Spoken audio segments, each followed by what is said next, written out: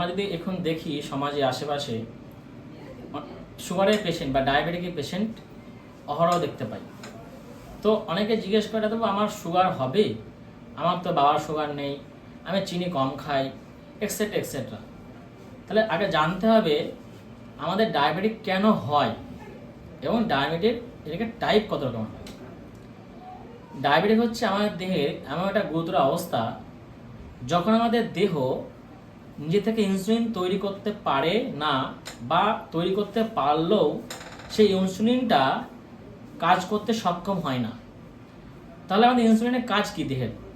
আমাদের দেহের ইনসুলিনের কাজ হচ্ছে দেহের সুগারের লেভেলটা, গ্লুকোজের লেভেলটা, শর্করা লেভেলটা আমাদের ব্লাডের সাথে একটা সামঞ্জস্য রক্ষা করার কাজ করে। কিন্তু যখন ইনসুলিন আমাদের দেহ থেকে প্রোডাকশন করা বন্ধ হয়ে যায় তখন আমাদের সুগার লেভেলটা ব্লাডের মাত্রায় বেড়ে যায়, তখন আমরা তাকে ডায়াবেটিক বলি। ইনসুলিন তৈরি করে কে?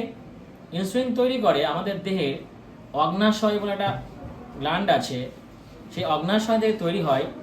যখন অগ্ন্যাশয় ইনসুলিনটাকে রিলিজ করা বন্ধ করে দেয় বা প্রোডাকশন করা বন্ধ করে দেয়, তখনই কিন্তু আমাদের দেহে সুগারের মাত্রা বেড়ে যায় ব্লাডের মধ্যে, তখন আমরা তাকে ডায়াবেটিক বলি।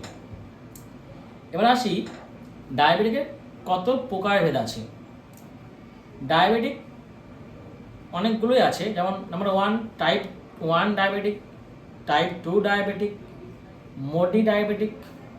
নাম্বার 4 হচ্ছে গর্ভকালীন অবস্থায় অনেক মা বা বোনদের দেখা যায় ডায়াবেটিস ধরা পড়ে, কিন্তু গর্ভের পরে সেটা আর থাকে না, গর্ভবতী ভাবে সেটা থাকে না, সে চলে যায়।